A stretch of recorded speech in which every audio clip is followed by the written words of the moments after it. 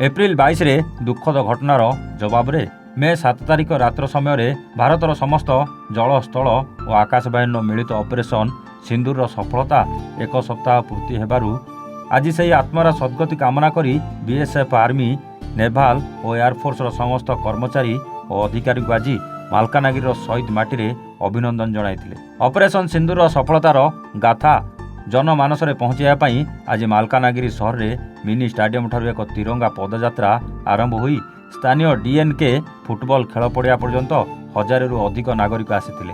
एही रैली को सुरक्षा देथिले जिला प्रशासन कर्मचारी और बीएसएफ रो जवान माने।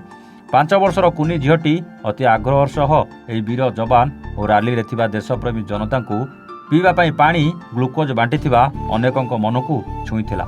समस्त आग्रह सह भारत माता की जय, जय जवान, जय हिंदुस्तान, सीमा सुरक्षा बल आगे चलो, हम तुम्हारे साथ हैं एपरी अनेक नारारे सहर कंपी उठिथिला।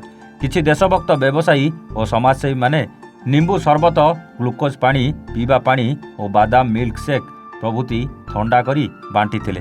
समस्ते बीएसएफ जवान और अधिकारी मानकु उंडाई धरिबा, हैंडशेक करिबा और मिठा खुआई ठंडा पियाई अभिनंदन जणाइथिले।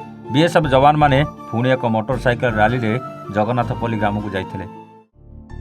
मालकानगिरी बादल विश्वाल रिपोर्ट, ए1 ओडिशा।